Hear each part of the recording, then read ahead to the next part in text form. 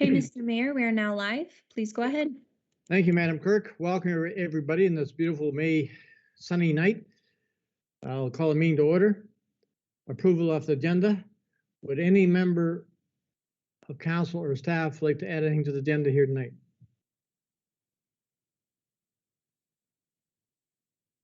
Seeing none, I have a recommendation here that the agenda be approved as presented. Someone to move to put it on the floor, please. Moved by Councillor Colburn, second by Councillor Sutherland. Is there any discussion on the motion before us? Seeing none, Madam Clerk, you take the vote, please. Thank you, Mr. Mayor. When I call your name, please indicate your vote. Councillor Carol Bartlett. For. Councillor Kathy Moore Coburn. For. Deputy Mayor Sue Carlton. For. Mayor Dwight Burley. For. Councillor Paul Sutherland. For. And Councillor Grant Pringle. For. Thank you, and that carries.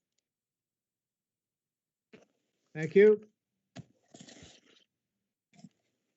Catching up here, moving on to our agenda, declaration of pecuniary interest. You can declare anytime you see fit during the meeting. We have no public hearings, delegations. We have Tracy Smith from BDO here with us tonight.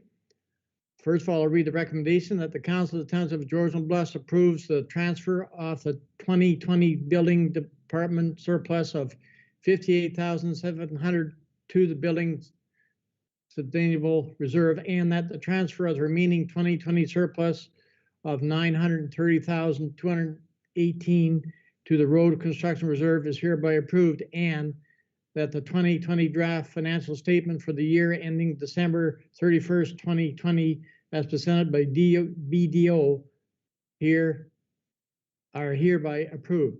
Someone to move to put the motion on the floor, please. Moved by Councillor Pringle, second by Councillor Bartlett.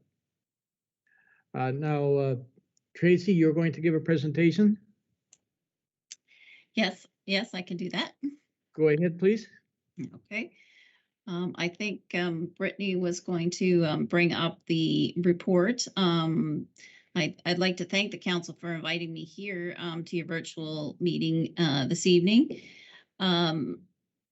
There are two reports in your package. The one with the picture on page 16 of your agenda is our required communication to the council. And the second blue report on page 4 of your package is the graphical report that highlights some key financial indicators. I'm going to start with the picture report on page 16 of your agenda.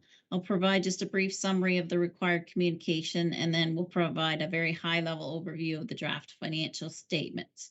Since we're virtual, I will stop a couple of times after each section for any questions you may have.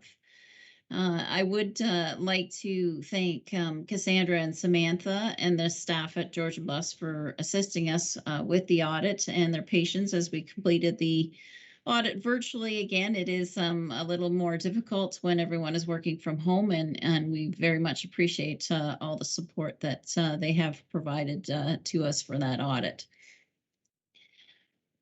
I'm going to start with the summary. As your auditor, we have the responsibility to communicate with those charged with governance, which is the council, on an annual basis. This report contains all the required communications under auditing standards. The report is very similar to prior years as the content is defined by those standards.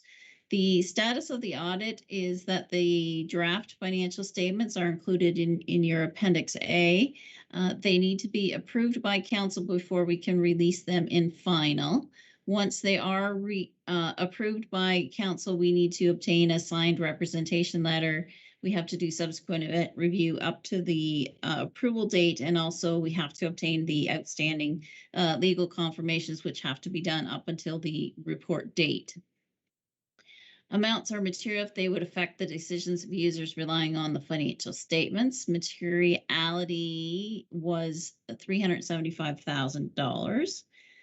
We provide, as your auditor, reasonable but not absolute assurance, as we can't audit 100% of the transactions, especially virtually.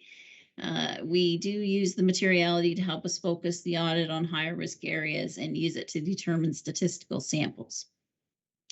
Our audit findings, our audit strategy and procedures were outlined in your planning report. There were no changes to our plan procedures and no issues were identified in our testing performed. No additional risks were identified during the audit. Internal control matters, we are required to report to you in writing any significant deficiencies in internal controls that we identified during our audit. During the course of our audit, we did not become aware of any weaknesses in the design or the implementation of internal controls. On the next page, the management, there's a sample representation letter that we'll be obtaining is in Appendix C. Independence, we do confirm annually we are independent. Unadjusted differences, we are required to report to council if there's any unadjusted amounts that we identified during the audit. A summary of those is in Appendix B.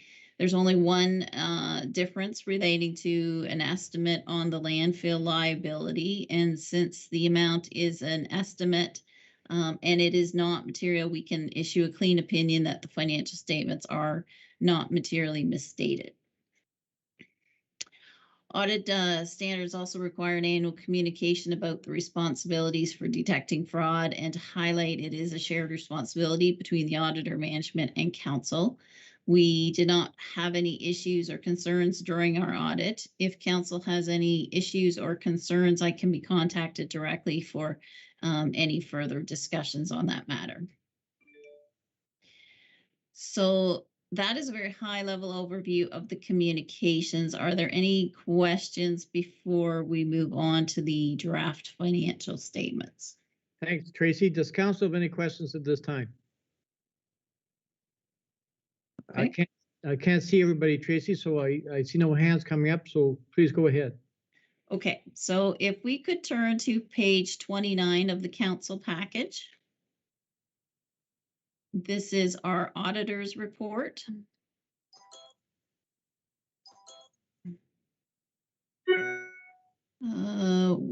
A couple more pages, I guess. A couple more. There we are. Okay. Management is responsible for preparing these financial statements. It is the auditor's responsibility to give an opinion on the financial statements that are prepared by management. The auditor's report from BDO is on your screen. The opinion is in the first paragraph. It is an audit opinion, so it is the highest level of assurance that we can provide as a public accountant.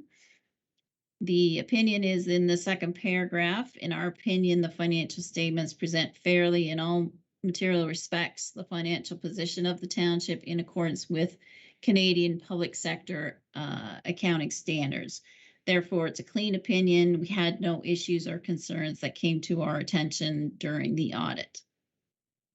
Responsibilities of management and those charged with governance for the consolidated financial statements are defined in detail in the bottom of the page. And on the next page, you'll find the auditor's responsibilities are detailed in length. So if we can move a couple of pages into, I think it's page 32 of the council package is a statement of the financial position or balance sheet.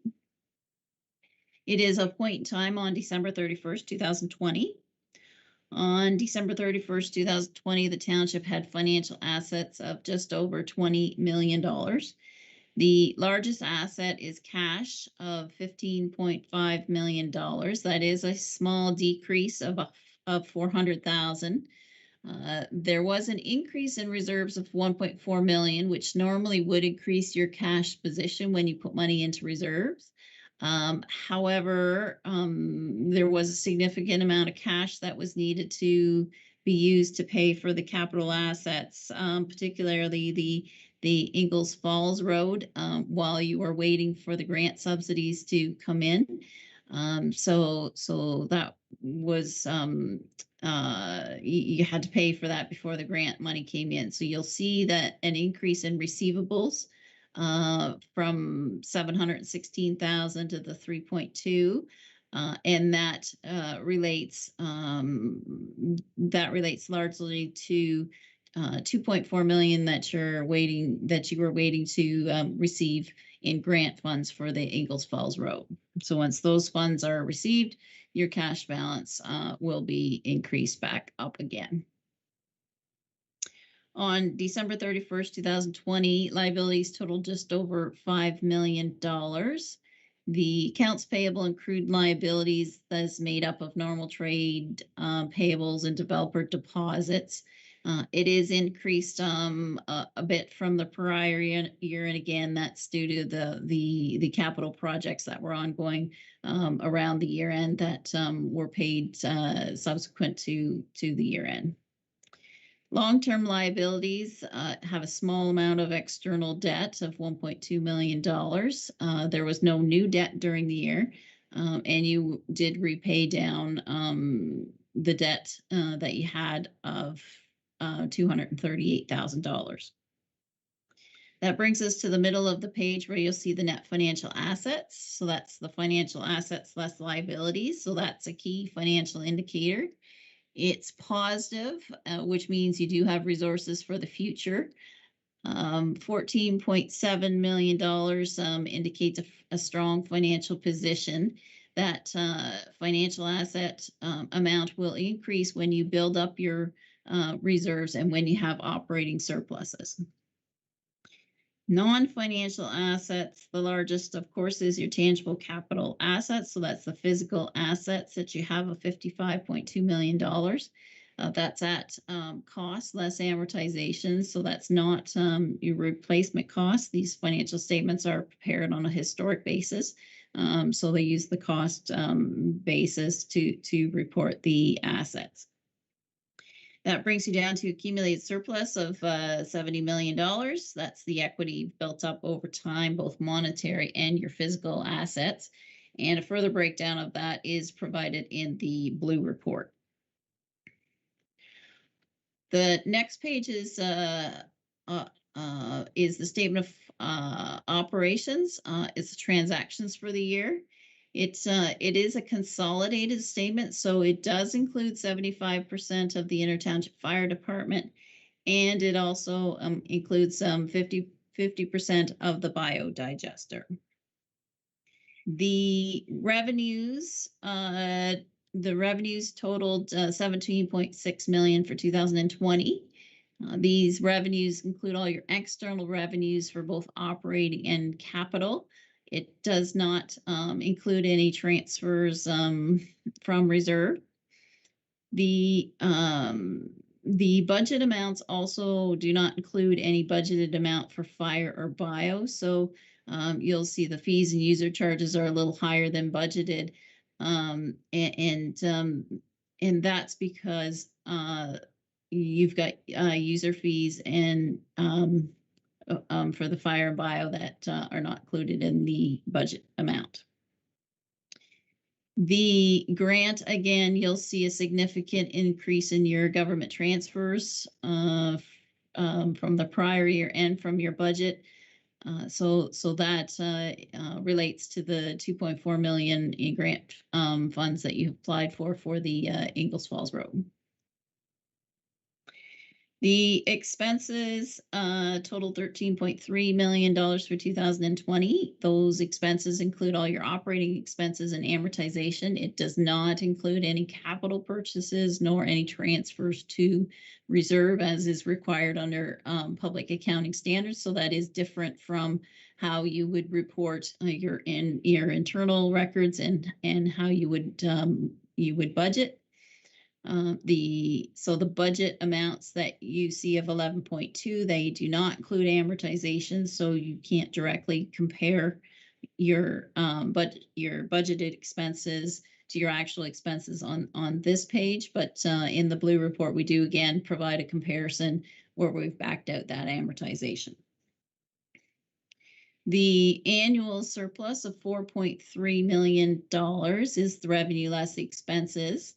And it's important to note that that's not your operating surplus. As you noted in your motion, the operating surplus for the year was $930,000. The operating surplus was generated largely from the actual expenses for salaries being significantly less than what you had budgeted for they were a difference of $434,000 compared to budget, lower. And those salaries were lower because you had several vacant positions during the year. You also, because of COVID, also had some of the capital projects that you had budgeted for to be financed by levy, $220,000. Those also did not proceed. The annual surplus you see on this page of the 4.3, it focuses on your long term. So it's the amount of external revenue raised during the year after paying all your operating and covering amortization. You always want that number to be positive, and you want it to be a large positive number because it needs to be large enough to purchase your capital assets and put money aside into reserve. It is significantly larger than the prior year, again, because you have that large capital grant coming in for Ingalls Falls and the revenue, but the capital purchases are not included in the expenses. So on the next page, we take that annual surplus of 4.3. And we adjust for the amortization and the actual capital purchases. So you'll see that your capital purchases were significant during the year of 5.4, which includes the Ingalls Falls Road and all your other capital purchases. That brings you down to the increase or decrease in net financial assets of 1.5. So that also, so the reserve transfers and your debt payments are still not, they're still not paid yet. So you need that 1.5 million to put money into reserves and to pay down your debt.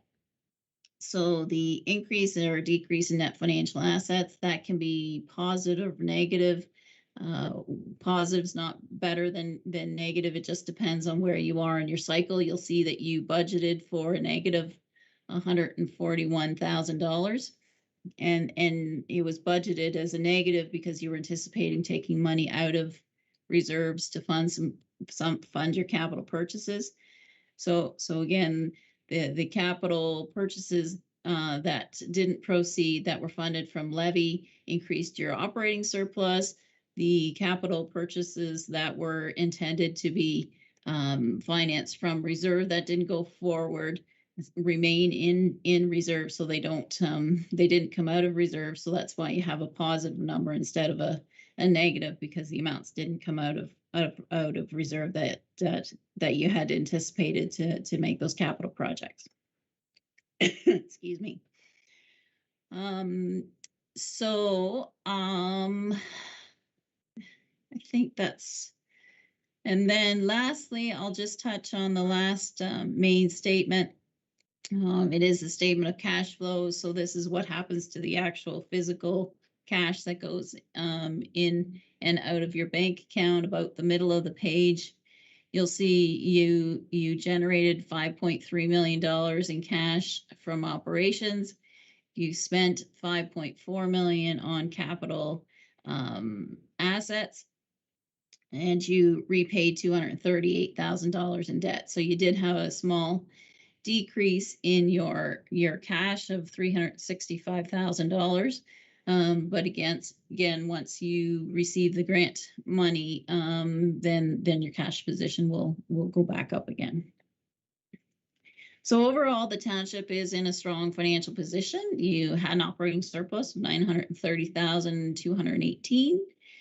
You have a small amount of external debt, but overall your net position is positive, and you have over $17 million set aside in reserves. So I will stop and ask if there are any questions before we go on to the blue report, if you have time to have a look at that. Thanks, Tracy. Does council have any questions on Tracy's report to date? If you do, please raise your hand or just speak up.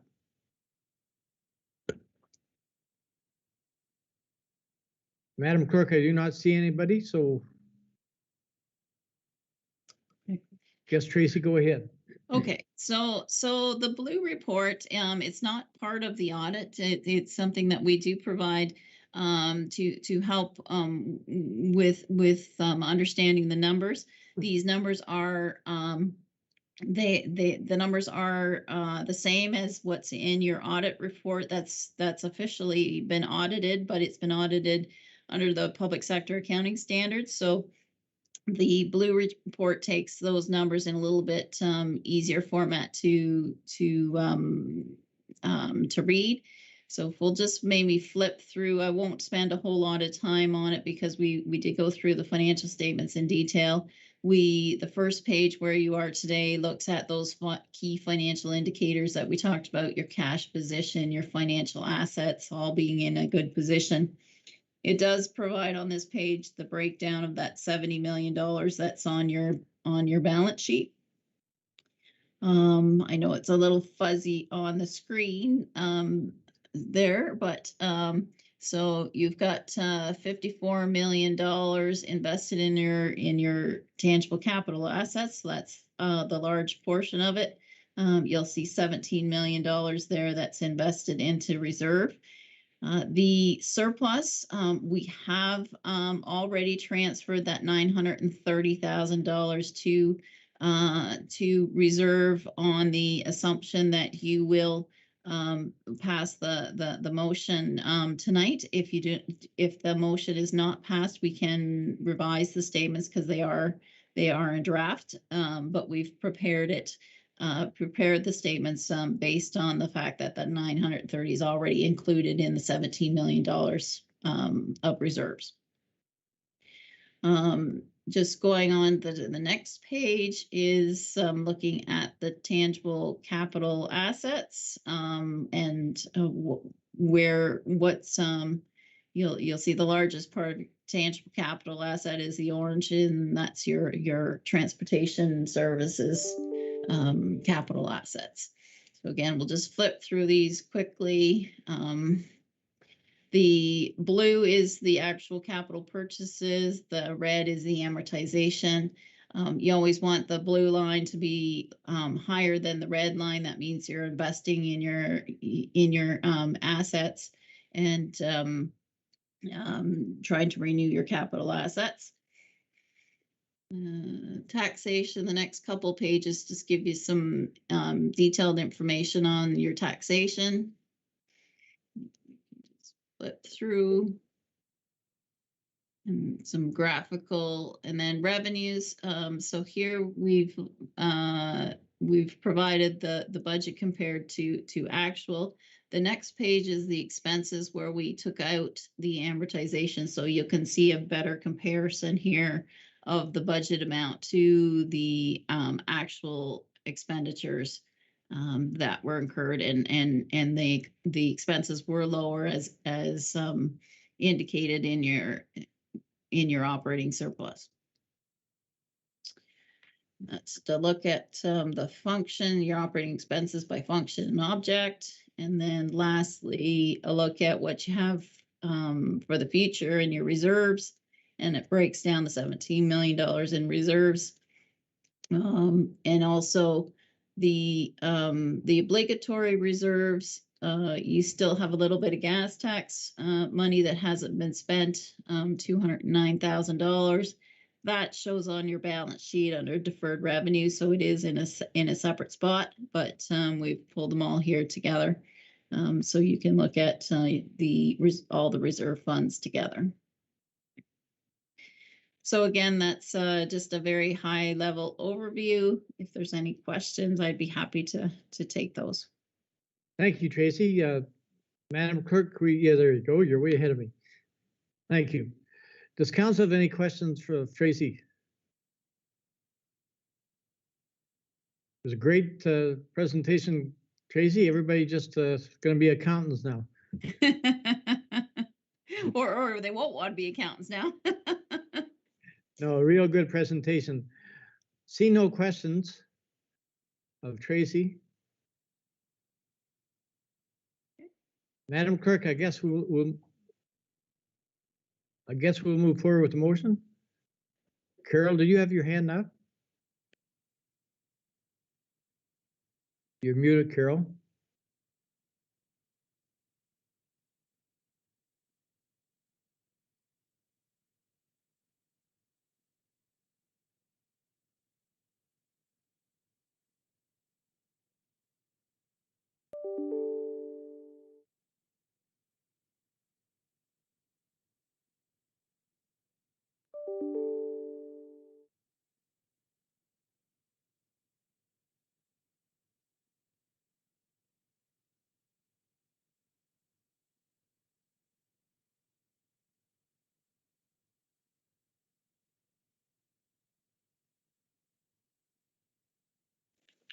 Sorry, Mr. Mayor.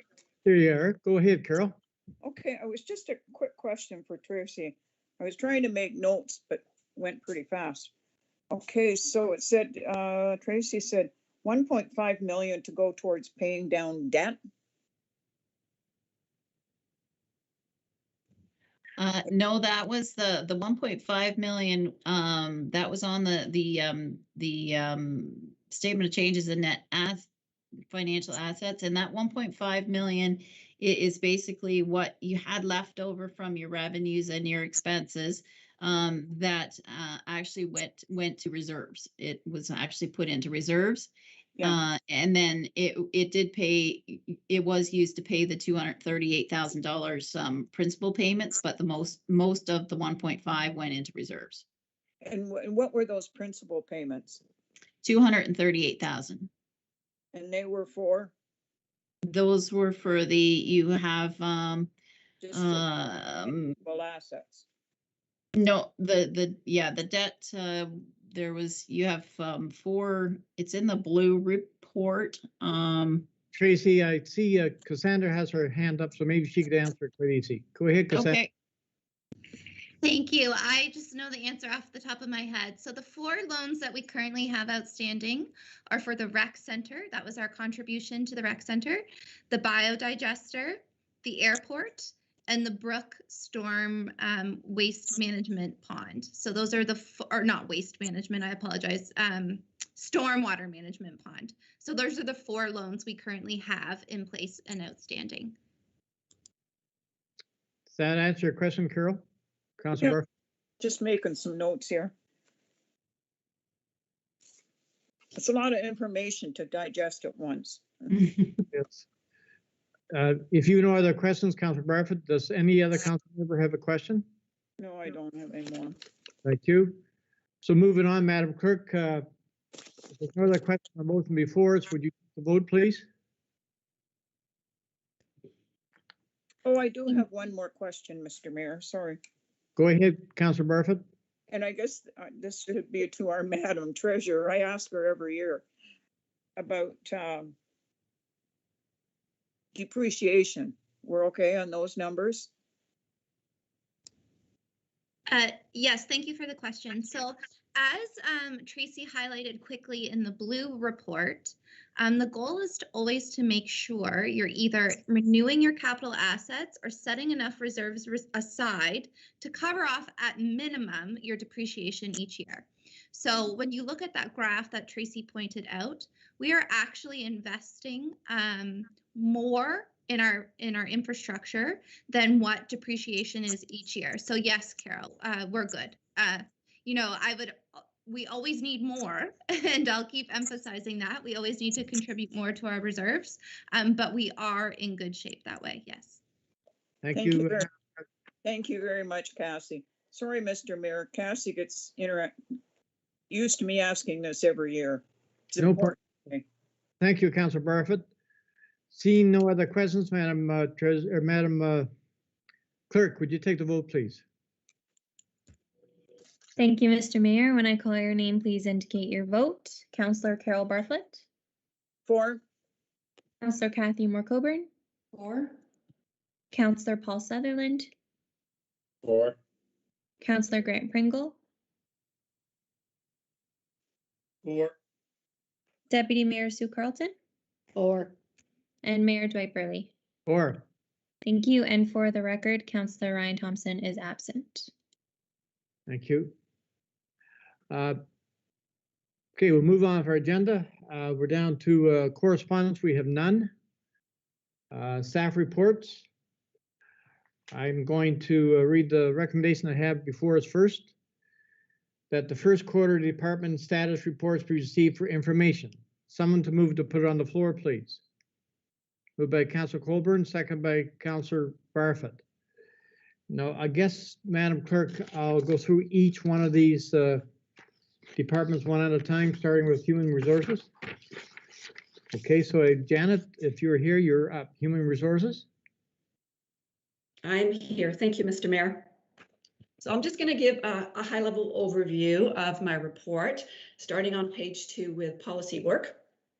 So during the first quarter, we reviewed and revised the recruitment policy. And one of the things that we added to the recruitment policy is a candidate declaration form. The purpose of that form is for both the candidate and the interview team to declare whether they, for the candidate specifically, it's to declare whether they have any friends or relatives who work at the township. And for the interview team, it is for them to declare whether they are friends or relatives of the candidate.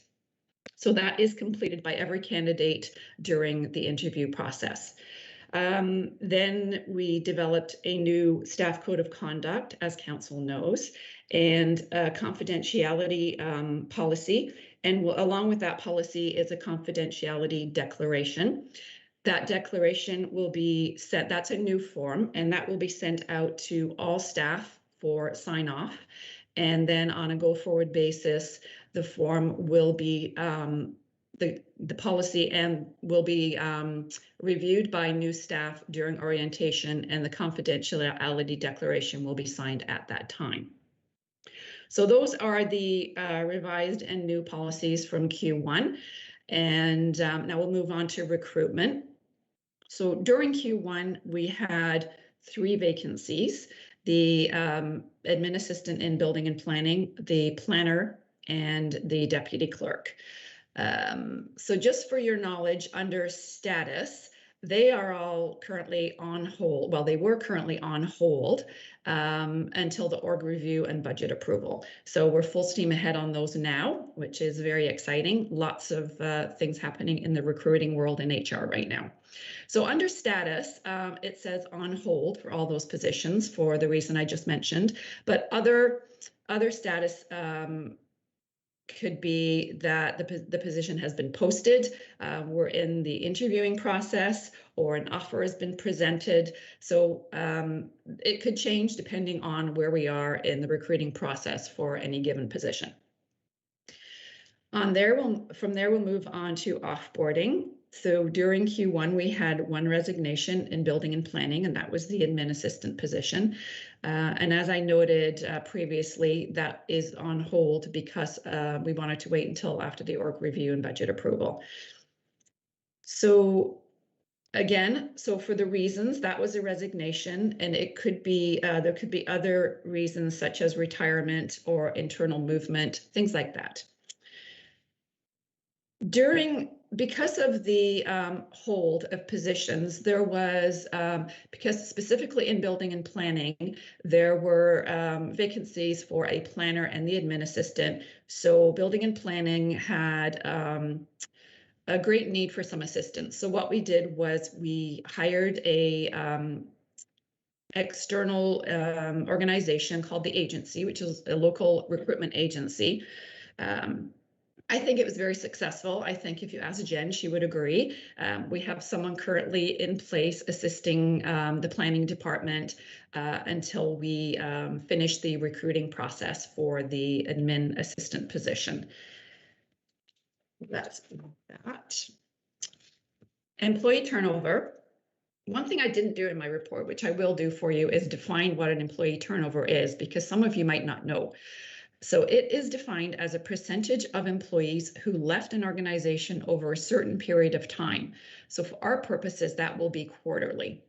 And the average, which I also didn't explain, so the average is the number of staff at the beginning of a period plus the number of staff at the end of a period divided by 2. And for Q1, our turnover rate was 0%. Under exit interviews, the only comment I have there is one of the counselors did ask me a few questions, and one of the questions was related to if during the exit interview there was a concern raised that HR felt should go directly to council, what the process would be for that. So I did assure that council member that when the exit interview policy is revised, I will include a procedure in there that if something is identified during an exit interview that needs to go directly to council, HR will have the authority to do so. Another question from the same counselor was in relation to, wanted to know what the average was for other municipalities for turnover rates. I couldn't find anything specifically for municipalities, but I was able to find from the Conference Board of Canada for the government sector, the voluntary turnover rate. So voluntary turnover rate is retirements and just resignations, things like that. This was in 2019, was 4.3% for 2019. Involuntary turnover rate was 1%. And that obviously is terminations. Sorry, I then moved on to some process improvements. So some things like developing checklists, new hire checklist, position change checklist, termination checklist. It just assists HR. There's so many moving parts of things that HR has to do in order to process all of those status changes, if you will, within the organization. The staffing requisition form, I did have a question as well about a concern about whether this form replaced council's approval for newly funded positions, and it does not. So this form is just an internal form to help HR understand, first of all, what the position is, whether there's any special requirements for posting on certain websites, things like that, getting approval from finance to ensure that there is indeed budget there for that position. So it definitely does not replace newly funded positions. That will always still come through council. The development of an action item list for the Joint Health and Safety Committee and a grievance tracking system, which right now, luckily we have 0 grievances. So that's not a very active form right now. Let's keep it that way. And then just a listing of workshops and webinars that HR has participated in this quarter. So are there any questions about the HR report? Thank you, Janice. Great report. Does council have any questions of our HR manager? Councillor Colburn, go ahead. Thank you, Mr. Mayor. Not a question, just a thank you for answering all of my many questions. Janet, I really appreciate it. And it's clear to see your department's been very busy, and by your department, I mean you. So thank you for all that work. That's great. Thank you, Councillor Colburn. Thank you. Since I see no more questions for you, Janet, we'll move on to our next quarterly report, and it is from the Clerk's Department. This should be fairly short.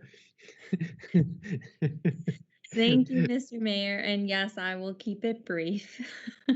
So as included in the first quarter report, I've outlined the various responsibilities of the Clerk's Department, first and foremost being council and committee administration and secretariat services, licensing programs, animal control, including bounty and livestock programs, cemetery management, technology, accessibility, records management, freedom of information, elections, emergency management, and communications.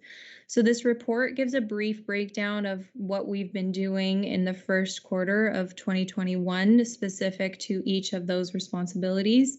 So as you can see, due to the COVID-19 pandemic, communications have increased slightly, but we find this as a blessing in disguise because now we are engaging more with our public and intend to continue that throughout not only the remainder of the year, but as we continue to grow as a township.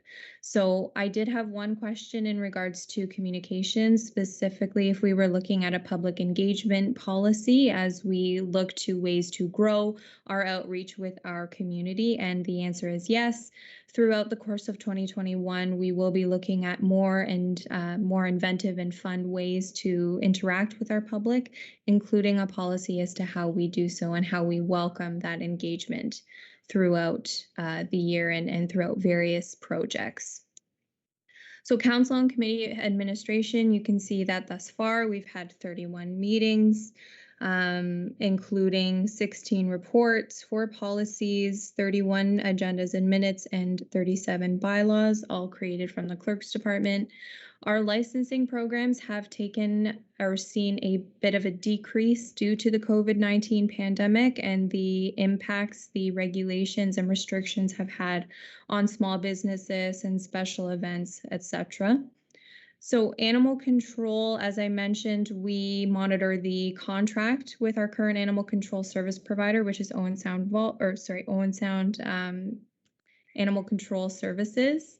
We also facilitate all bounty programs throughout Grey County, being the nuisance beaver bounty program and the nuisance coyote bounty. Thank goodness we've never had a coyote bounty because it's a little close to a dog for this clerk, I think. But anyway, the cemetery management portfolio is actually one of the largest pieces in the clerk's department. It's one of the most labor-intensive portfolios that we manage. And thus far, we're on track to meet the former year stats, both of 2018 and 2019, in regards to burials and monument installations. Technology, we all know that we're taking strides in this department in 2021. Our VoIP phone system actually just went live to the public on Monday, and so far so good. We've had a lot of positive feedback, both from staff and from the public. And to briefly mention the rest, to date, we haven't had any freedom of information requests, but we did just implement that routine disclosure policy, which assists us in providing more transparency to the members of our public. And as always, we are taking emergency management steps to ensure that our program is where it needs to be in case of an emergency. So that's kind of a very high-level report of what you have in front of you this evening. And if you have any questions, please feel free to ask away. Thank you, Madam Clerk. I get one quick question so I won't forget is that does the clerk's department still have to stamp the beaver tails when they come into the office? Unfortunately, yes, we do. Does council have any questions of our busy clerk? Seeing none, it's great to see your report, Brittany. So we'll move on. Our next one is the Wharton Keppel International Airport update. And is Zachary here to give this report? Or who's going to do it? I am, Mr. Mayor, and thank you for your time, and thank you, Council, for your time tonight. To start off, I'll start off with the aircraft movements. Wyerton Airport recorded a total of 796 aircraft movements in the first quarter of 2021, in comparison to 494 in 2020. Despite COVID-19, the numbers of aircraft movements have increased by more than 60% in the first quarter of 2021, with movements increasing by almost 112% in March. As for fuel sales here at the airport, we've got 2 types. We've got the avgas. Wyerton Airport sold 9,100 liters of avgas in the first quarter of 2021, in comparison to 5,300 liters of fuel in the first quarter of 2020. This represents a significant increase of 71% in avgas fuel sales in the first quarter of 2021. As for our jet fuel sales were actually down a bit, but that is probably due to the fact international traffic being postponed and the opening of international traffic. As for medevac flights, we actually did see a little bit of an increase with medevac traffic. We actually saw a fixed wing aircraft come into help out with a life-saving mission here at the airport. Other than that, we've got approval from the Transport Canada for our airport operation manual. And then other than that, we've got Transport Canada appointed Al as the accountable executive for here at the airport. Other information that is relative to travel restrictions by federal government have started as of February 22nd this year. Successful 2021 winter maintenance season was completed here at the airport. Other things that were created was an airport security plan, airport incident action plan. Our fuel system is completely up and operational. Nav Canada airport frequency has been repaired, and we hired an aviation co-op student from Saugeen Shores. I would be happy to take any other questions. Thank you, Zachary, for a great report. Does council have any questions of our airport manager? Deputy Mayor Carlson, go ahead. Thank you, Mr. Mayor. Zach, just a question about what is causing the increase in the number of smaller planes coming into the airport now? Can you kind of quantify that, where those are coming from? I guess I'm questioning based on us being on a stay-at-home order. For sure. Through you, Mayor, to Council. Some of the stuff the reason we saw some of the increase here at the Wyerton could be due to multiple different factors. We've been trying to do a targeted marketing campaign for general aviation aircraft to bring in the general aviation guys by promoting our fuel prices here at the airport. Some other things that have brought people in here, at least, is one being a restaurant. Having a restaurant on site has brought general aviation guys up into the community just for some pilots call it the $100 hamburger. So that has brought a lot of people into the area that way. Other than that, more sunny conditions here at the airport too as well. And then also a key factor too could be also the implementation of the landing fees at Owen Sound Airport. Thank you. Councillor Colburn, go ahead. Thank you, Mr. Mayor. More of a comment really than a question. I'm not surprised that we see more aircraft movement through COVID. People were instructed not to go into work, that they were to work from home. So they were packing up their laptops and heading to their secondary residences. And some of them were trying to escape the more restrictive measures in the larger cities. So I would think that that would explain the spike in aircraft movement too, not despite COVID, but because of COVID. Could be. Thanks, Councillor Colburn. Zachary, may I ask you, is the card reading fuel system working great? So far, so good. Sorry, Mr. Mayor. Through you, Mayor.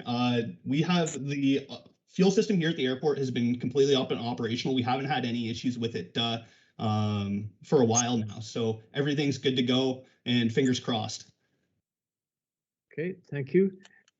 Mr. CEO, I see you popped up on the screen. Any comments? No comments, Mr. Mayor. I'm not sure why it popped up or popped down. I'm not sure what's going on, but I'm just listening intently and learning a lot. Okay, thank you. Councillor Barfoot, I believe I see your hand up.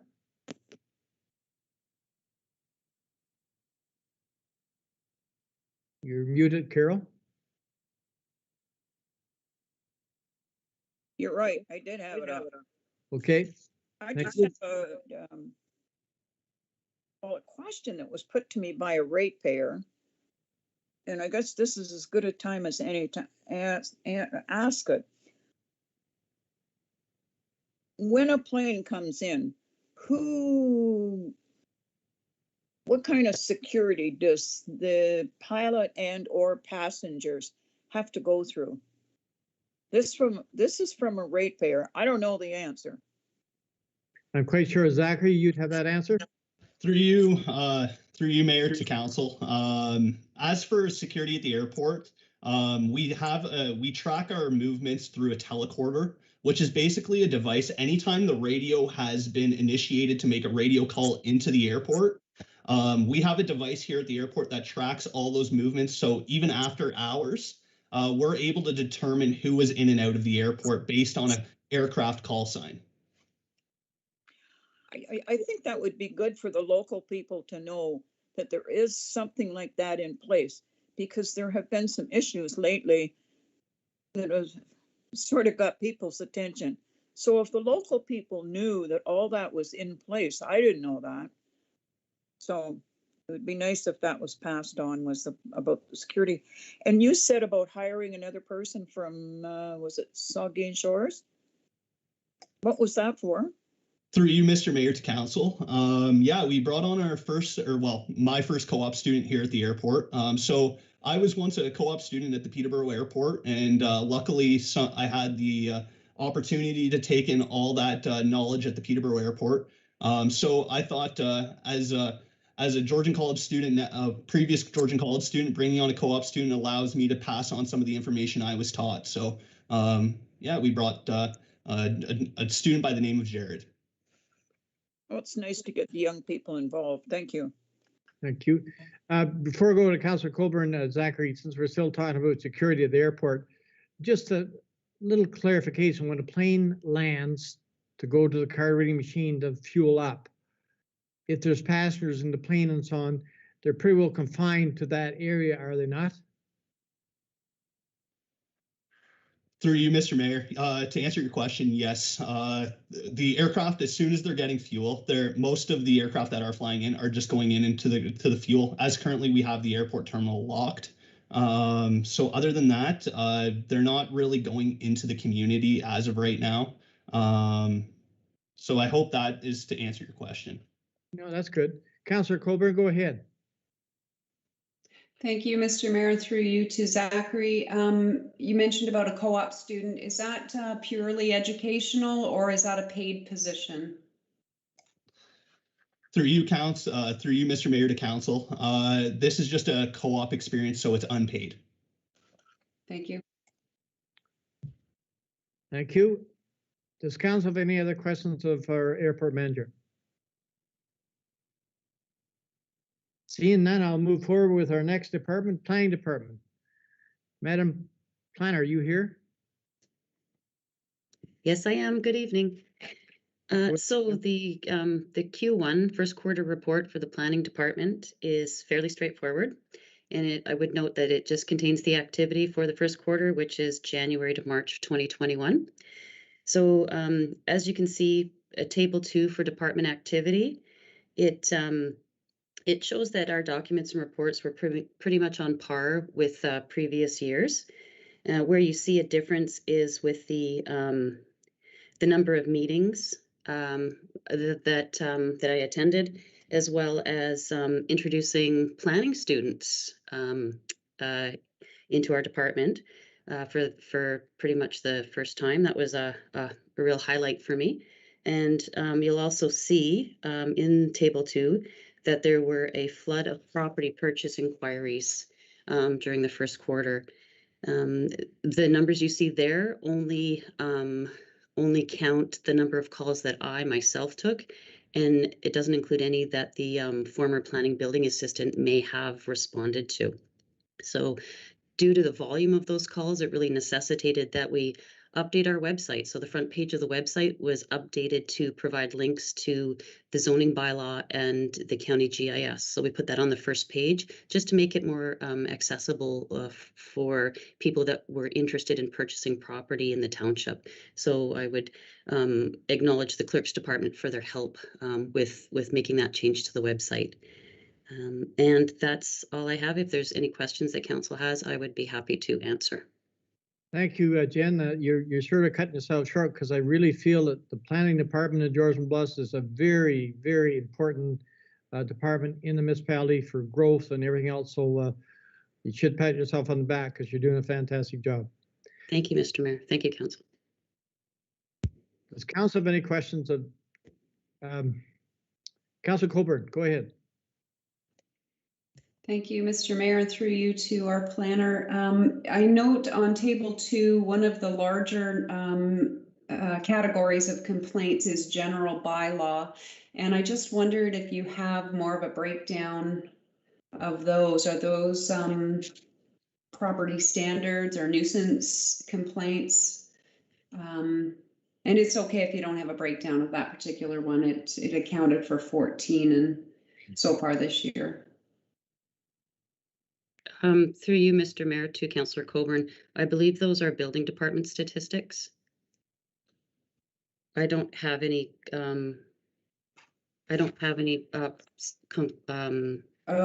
statistics for complaints. I'm sorry, Jen, I'm on the wrong chart. I'll save that question for Tim. Thank you. Thank you. That's good. I was wondering if the planner was going to have to answer for the.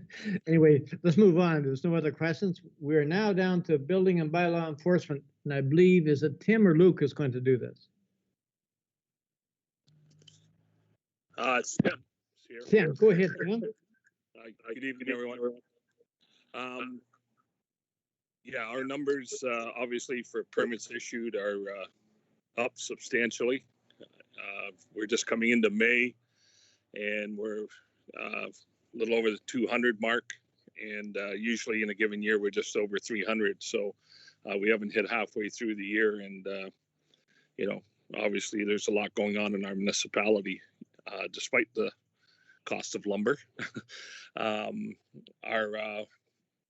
bylaw calls and enforcement calls are keeping us busy also. And to answer or try and answer Councillor Coburn's anticipated question, yeah, there are property standards complaints, dog complaints. Unfortunately, recently we've had an incident with two alleged vicious dogs that we're dealing with.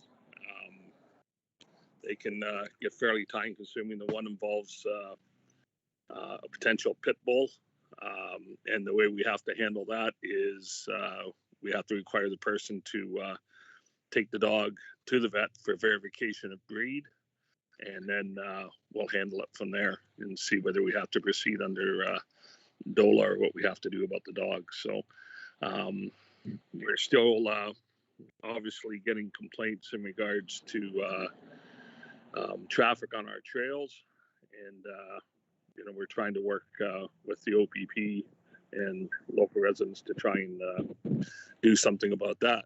So in addition to being very busy and currently down one staff, we've managed with Luke's help to get through our building bylaw. As I told council at the beginning of the year, we're going to start reviewing our bylaws with the idea that if we can get our bylaws reviewed and get our short form wordings approved by the ministry, we can try and reduce our legal costs by getting some Part 1 offenses approved, and the ability, instead of having to go through a summons and everything every time we take somebody to court. So at that time, that's about all I had to report. Next week, Luke and I are doing an update course at the end of the week in regards to plumbing defects. There's been a lot of changes in the plumbing industry over the last few years. You know, new materials and stuff that we have to get updated on and know what to look for. So we'll be doing that Wednesday, Thursday, and Friday next week, and in addition to our other duties. So that's where we're at, and subject to any questions, Mr. Mayor, that's what I have for you this evening. Thank you, Tim. I just will tell everybody are running and racing to get to Georgian Bluffs, and the first two people they meet is our building department and our planning department. So it's great that we've two great people there to greet all these wonderful people that are welcome to Georgian Bluffs. Councillor Barfa, I see your hand. Yes, thank you, Mr. Mayor. Tim, just a quick question. You were mentioning you're waiting for some new regs to come down from the ministry. Do you foresee any, the ministry or whoever, putting any new building code bylaws in place regarding building marijuana greenhouses and the distance setback required? I've had a couple inquiries about that lately. Yeah, it's a hot topic, to be honest with you, and through you, Mr. Mayor, to Councillor Barfoot. It's a hot topic. It's a complicated thing, and you know, it's like one of those things you look at it and you wonder why it should be so complicated. But you know, you get three levels of government involved, and the one that has the most say is the feds, right? And they deal with, unfortunately, marijuana. And I think it's hard for them to understand what goes on at the local level when they make decisions up above, but that's just my personal opinion. So it's being talked about a lot, and do I anticipate that someday it's going to come to a head? Yes. Okay, because you can feel a building, right? You see it happening. You know, Do you want me to take? More municipalities. Do you want me to take you to a proposed site? What I would like, as a municipal councillor, what should we be doing? Should we be grabbing Alec Ruff by the hand and inviting him to a, I wish it were an in-person meeting, but it's not. I don't think the people that can do something are aware of how bad this situation is. We already have a situation in the township, so what can we do? I just don't understand. Well, I think the ideas that I've heard in the area seem to be heading in the right direction. You know, I know some of the municipalities have asked others to group with them and, you know, lobby the people up above to, you know, get some attention drawn to this. And, you know, I think that's probably the way to go about it. But that's for you guys, I guess, at the end of the day to decide. You know, right now, you know, we can, if we get written complaints, we can, you know, try and do what we can at our level with the rules that we have. But, you know, none of them are explicit towards, you know, grow up, and these people seem to know that. So. Thank you, Tim. Thank you, Tim. Does council have any other questions of our chief building official? Seeing none, we'll move on to the last but not least, our treasurer. Madam Treasurer, go ahead. Thank you, Mr. Mayor. So tonight you saw a big part of what we were working on in Q1, and that was our year-end financial audits. And it's important to keep in mind that, you know, the Treasury Department is not only responsible for the books and records of Georgian Bluffs, but we also do the financial administration for the biodigester and for Inter-Township Fire Department. So instead of doing 1 year end closeout, essentially we do 3, and that takes a lot of staff time to reconcile accounts for all 3 of those organizations. And our deadlines for that were all in Q1 for all 3 of those books and records. So that took a lot of our time in Q1 and was our primary focus, as well as this year, due to staffing changes, we did not tackle the 2021 budget until Q1. And again, that was for all 3 organizations. So we are happy to have that approved in Q2 as well. A few other things that we're always busy with in Q1 is grant reporting. So, you know, it's great that we get all these grants from the ministry, various ministries, but they are pretty burdensome in some cases when it comes to grant reporting. We have annual reports for our gas tax, for our OCIF funds. We have claim submissions for the Ingalls Falls Road projects that take staff time, and the bulk of those were done in Q1. As for the actual numbers included in my report, Q1, we don't see a ton of activity, and that is simply because the budget wasn't approved yet and we haven't started our capital projects yet. So in those figures, budget number is included, but that was the tentative budget. At that time, it wasn't approved. So staff are really trying to keep things status quo, you know, just keep operations going and not have huge capital investments in Q1, or really any capital investments in Q1 at all, except if there was an emergency repair or something that we reported on separately to council. One thing for 2020 is we kind of put our collection practices on hold. So we recognized that 2020 was a difficult year for some of our ratepayers financially with COVID. So we didn't pursue collection of any overdue and outstanding accounts. What that has led to is a buildup of tax arrears in the beginning of Q1. So you will see we sent out a number of statements in Q1 trying to start to collect some of those outstanding balances. And in Q2, you'll see in my report, we've started to provide personalized letters to those that are more 3 years in arrears, asking for collection of some of those overdue amounts. I think that's all I need to highlight from my report. Again, open to any questions that council may have. Thank you, Madam Treasurer. Does council have any questions of our treasurer? Seeing none, a great report, Cassie. I know that a lot of work's been done. So, Madam Clerk, if there's no other questions on all these reports we've gone through, would you take the vote on that motion, please? Absolutely. So when I call your name, please indicate your vote. Councillor Carol Barfoot.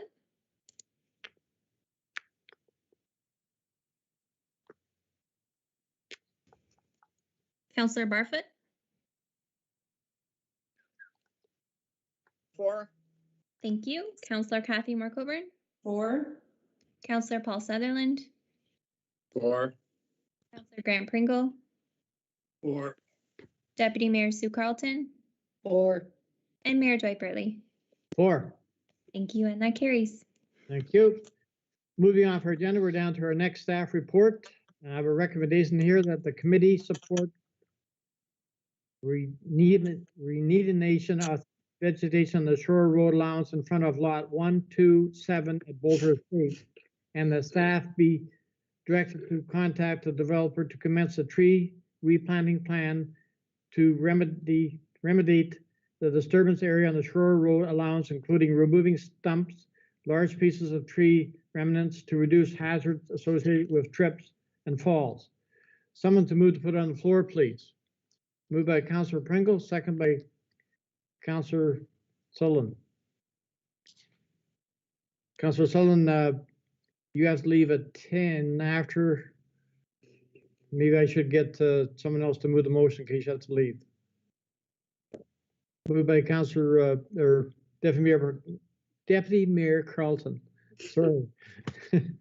And I believe our planner is going to speak to this. Go ahead, Jen. Thank you, Mr. Mayor. So in February, staff received a phone call from residents up near the Boulder Estate subdivision to let us know that trees were being removed. And in that subdivision, there is a tree retention plan that was approved as part of the overall subdivision. The requirement to retain the trees and only to have development envelopes where trees could be removed was actually a condition of draft approval.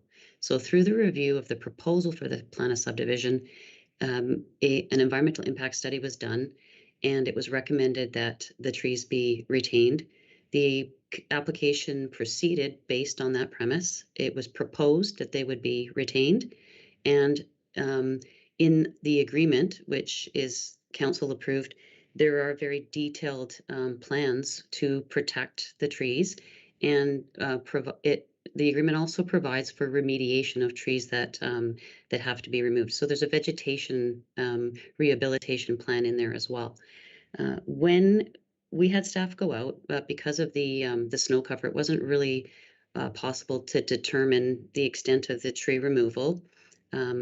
We did notice there that trees had been removed from the Shore Road allowance. The lots were marked, so we could see the end of the lot line and where the Shore Road allowance would start. So in mid-April, the Director of Operations and we attended the site, and we had a look at what had the tree clearing that had occurred. And Brittany, I'm going to ask you to put up the PowerPoint to show the pictures. I apologize to council. I had edited my report, and I appear to have dropped my attachments that show some pictures. So what I'm showing you here is this is the condition of the Shore Road allowance on lot 1. So you can see that There are large chunks of what used to be trees there, and some of the stumps were just, it looks like they were just kind of ripped apart. In the second picture there, please, Brittany, you can see that nothing was really cleared. I'm not sure what the technical terms are for when you're trying to clear a lot, but you know, if I've seen it done before where they chip it, so they're smaller, finer pieces.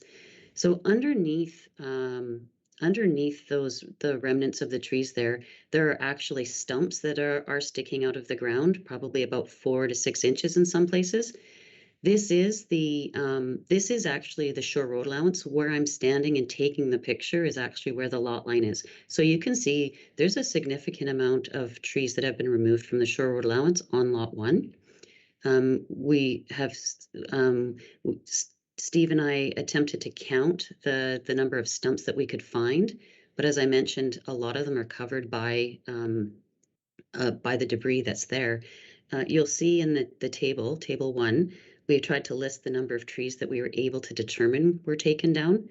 And because the tree removal occurred on the shore road allowance and not within the property itself, this is actually township property. So they've gone and they've taken down trees on lands that they don't own. And the subdivision agreement can't put conditions in it for lands that aren't owned by the property owner. So we need to revert back to the Township of Georgian Bluffs use of unopened road allowance policy. And in that policy, it specifically prohibits tree clearing without approval from the township, but it doesn't specify any sort of required remediation if tree clearing does occur.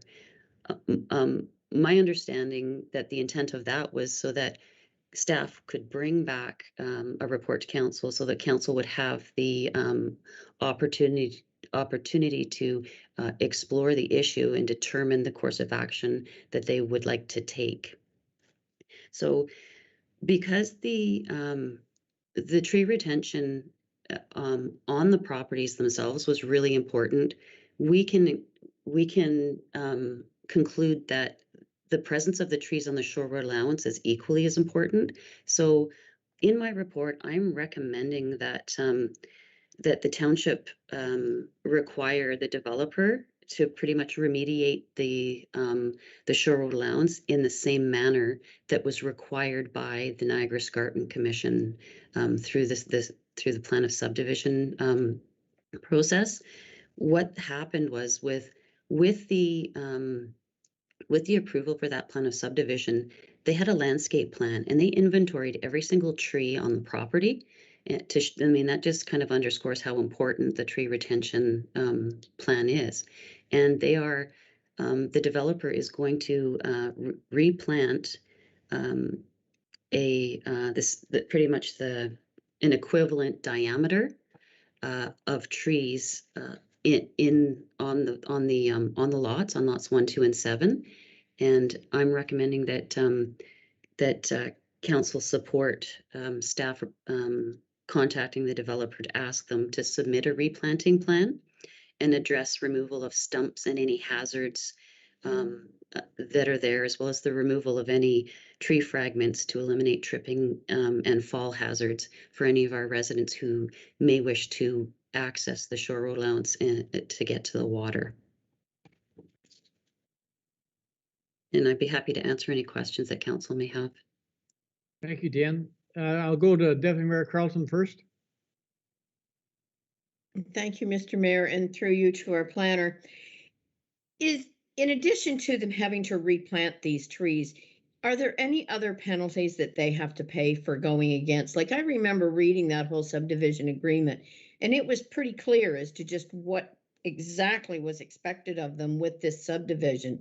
So is there any further penalty beyond just having to replant trees? Through you, Mr. Mayor, to the Deputy Mayor, the township does have an option to impose a fine. That's something that, we'd have to reach out to our lawyer to get some direction on. It may be hard to fine the developer, given that we can't accurately identify who removed the trees. I think the important thing is that the area needs to be remediated. Those trees were part of a system, and the system works in with other systems. So, for example, that tree cover through there helps to keep the area cool. So we may have fish spawning adjacent to the treat area. So we want to rehabilitate that so that that nature can pretty much regenerate. And fines aren't always a good idea, because if the neighbor sees that, you know, that one lot got a fine, oh, 5,000 for a nice view, I'll take the $5,000 fine. So, but council does have the option, in addition to asking the developer to, you know, remediate the area. You can direct staff to look at imposing a fine as well. Okay. Does that answer your question, Deputy Mayor Carroll? It does, yes. I guess I just think that I tend to agree. People decide I'll clear that so I get this nice view because the fine is worth it. I still think something needs to happen in addition to having to plant further trees, but I guess we can wait and see as we move ahead. Thank you. Councillor Colburn, you were next. Thank you, Mr. Mayor, and through you to Jen. My question was exactly the same as the Deputy Mayor's in regards to fines. I think we need a bigger stick when it comes to this kind of thing. And when we review our policy that seems to be lacking, Jen, if I understood you correctly, our policy on damage done or work done on our shore road allowances. When we look at that policy, I wonder if those are the kinds of things that we should be considering beefing up, is not just remediation, but also a fine. And I think that would be a better deterrent. And my concern was with remediation that they were going to replace these full-grown trees with a few saplings. So I'm really pleased to hear you say that the trees that are going to be planted are going to be of the same diameter and size. So yeah, so I was just happy to hear that as well. Thank you. Thank you. Just a caution to council is that I assume that the developer is totally responsible for the subdivision, but there could be some gray area from the new property owner. Maybe they're the ones that cut the trees down, not the developer, but just a caution. It's pretty hard to prove that. Councilor Barfa, go ahead.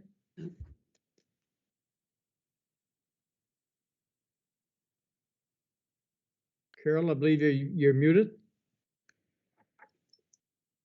Thank you, Mr. Mayor, and thank you. I agree with you. A food for thought.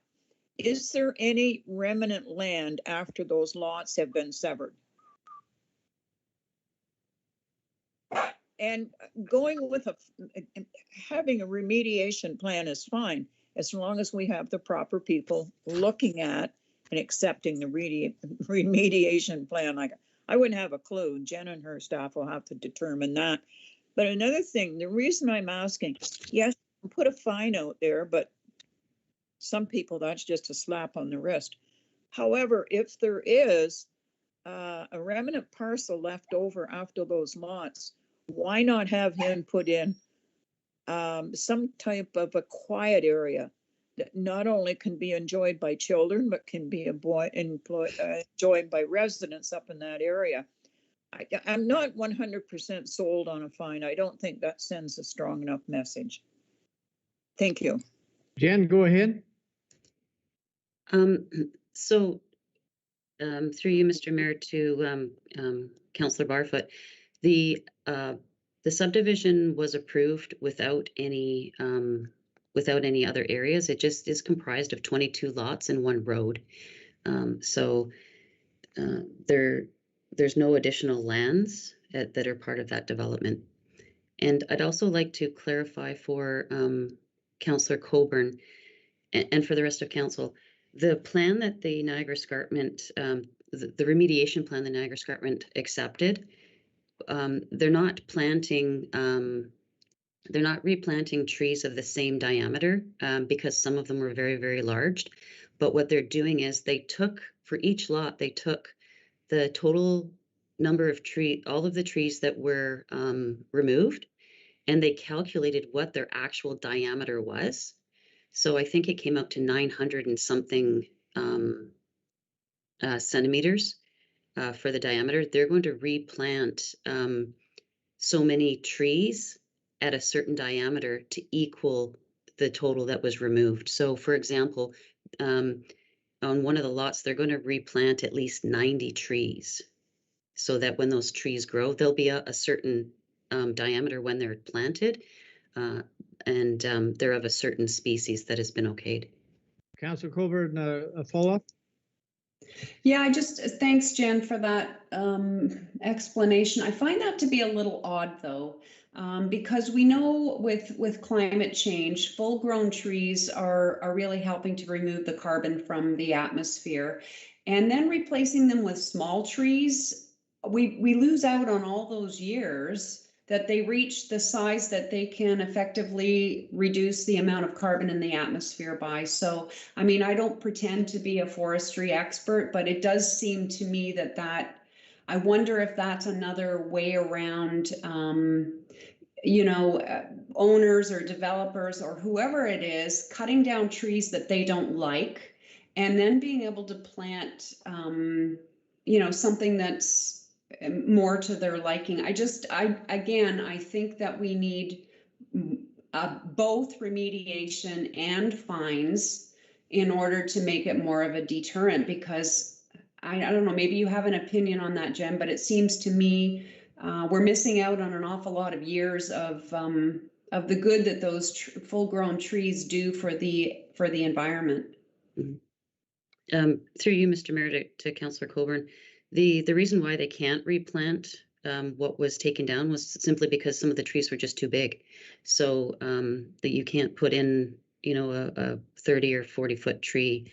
It's just a challenge. So the number of trees that are going to be replanted on some of those lots is more than what was taken down.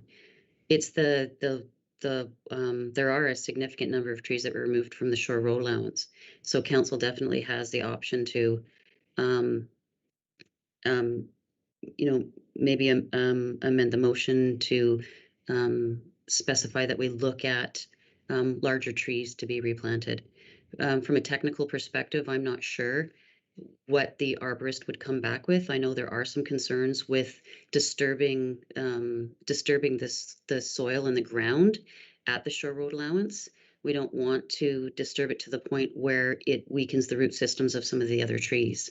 So, but I, in my discussions with the developer and the arborist, we could definitely look at replacing the trees as large as possible. Thanks, Jen. And before I go to Deputy Mayor Carlton, that would be my big concern, is that to plant a huge tree, 40 inch diameter or very high tree, the risk of losing that tree after it's planted is very high, whereas a whole bunch of smaller trees, though they're smaller in diameter, you have a higher risk of having them to continue to grow. And I think you would gain back, even climate-wise, you gain back just as much, if not more, having more trees. Deputy Mayor Carlton, go ahead. Thank you, Mr. Mayor. I guess kind of a two-part question. Is there a list of what species would be planted? Are they replacing like species to what was cut down?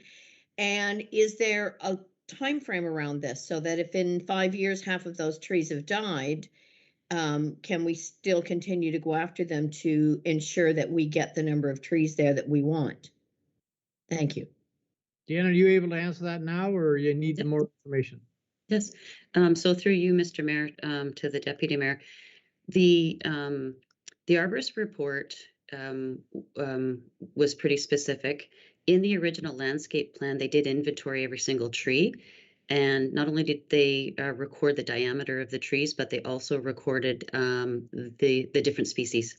So we can look at those documents, and when their arborist goes out to design the remediation plan, then we would know by looking at the plan for the lots that the remediation plan for the shore road allowance is consistent with the tree type and cover that is on the adjacent lands that was originally inventoried.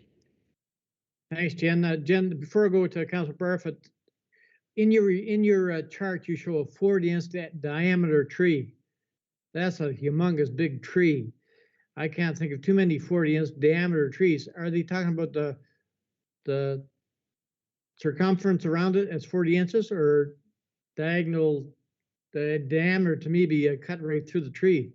That's a big tree. But Yeah, it would. Yeah, it would be right.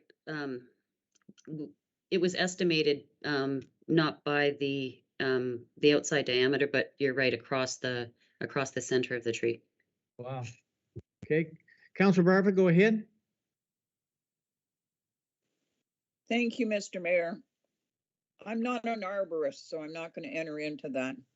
But I would like to say it sounds like Jen has dotted all her I's and crossed all her T's. She's been talking to an arborist. She's got an arborist report. I don't know why we're even discussing it when I think Jen's done a job investigating all this. What I do know from planting trees is the larger the tree, the greater your risk it's not going to survive. We had a tree planted at Lakeview, Mount Pleasant Cemetery last year. Somebody's got to be there to water it. Somebody's got to be there to do this. Somebody's got to be there to do that.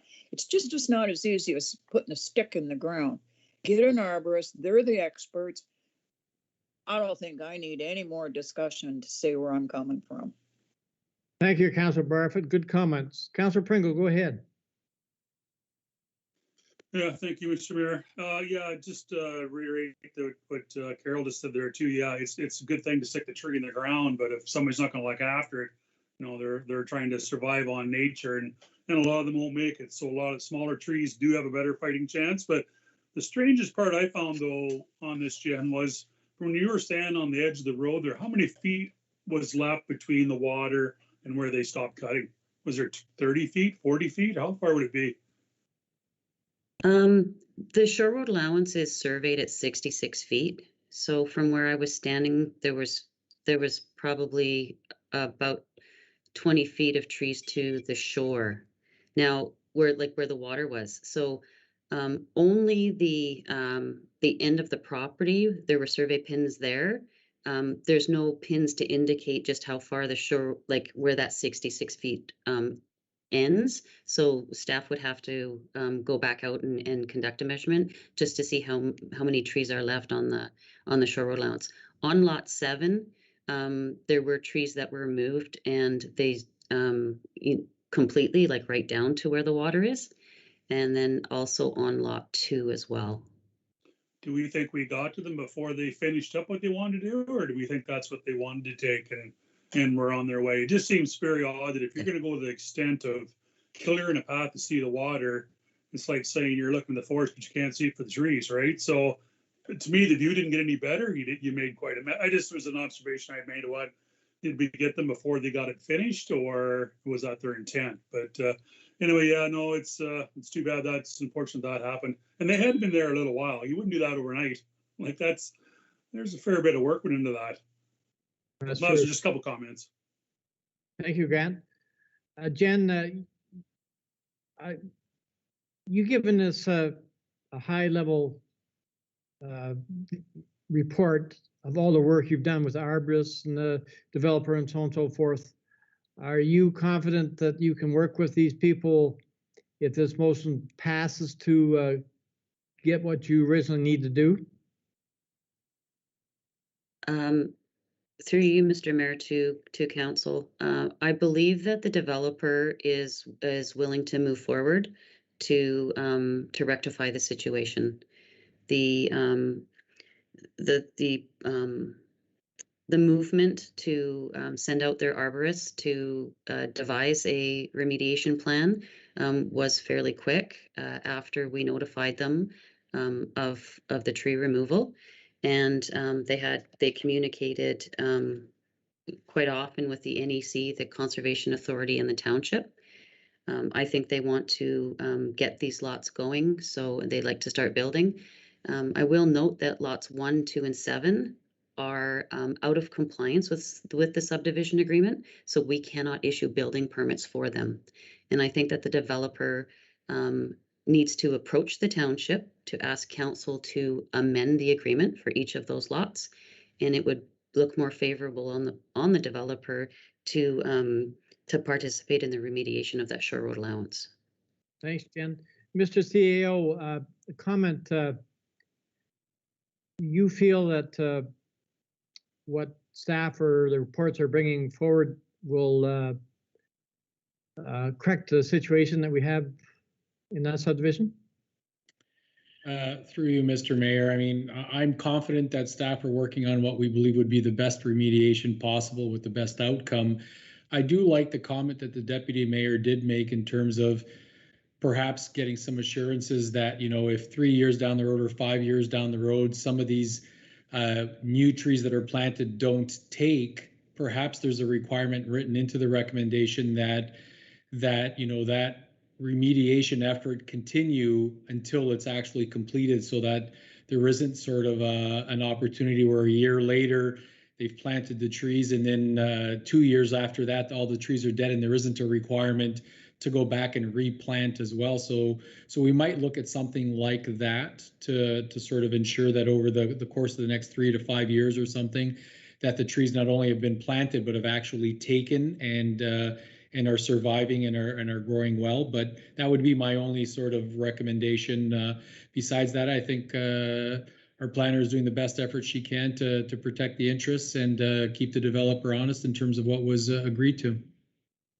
Thank you, Mr. CEO. I guess I was looking at the motion that we have before us.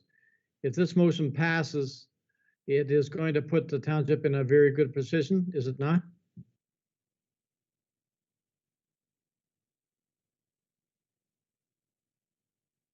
Through you, Mr. Mayor, I would say it puts us in a position to at least ensure that the developer is going to remediate the damage that was done. For sure, we're not just, you know, sort of rolling over and allowing the damage that has been done to be done, and we're going to do our very best to remediate or force the developer to remediate what he has done. But I would also say that, you know, I think it's certainly within our best interest to look at sort of our bylaw in regards to incidents like this and what we can do to have a little bit more teeth around our bylaws and make sure that it's something that would be a huge deterrent for anyone to take some future actions like these again. Thank you. Thank you, Mr. CEO. Good comments. Jen, I see your hand is up. Go ahead. Thank you, Mr. Mayor. I just want to let council know that the recommendation that I've put forward is for staff to commence a discussion with the developer for them to start the tree replanting plan. I would bring the proposal back to council for your consideration and your approval. And you know, if you have any suggestions, then or require any changes, then they can be made before it's actually before any approvals are given. Okay, thank you, Jen. That makes perfect sense. Does council have any other questions on this recommendation before us? It will be coming back to council, which I'm glad to hear the planner say that. If there's no other questions on this recommendation, Madam Clerk, you take the vote, please. Thank you, Mr. Mayor. Yes, I will. And just to clarify, we are taking the motion as it was presented with no amendments. So when I call your name, please indicate your vote. Councillor Carol Barfoot. I just have one quick question. Go ahead, Carol. Okay, so we have this agreement, so we all know that when you plant trees, you gotta water them. I'm just thinking down the road, so you're gonna give the guy permission to draw water out of the bay to water the trees that you've told him you gotta plant? Hey, be careful what you wish for. Thank you for your comments, Councilor Barfoot. If there's no other comments, Madam Clerk, you take the vote, please.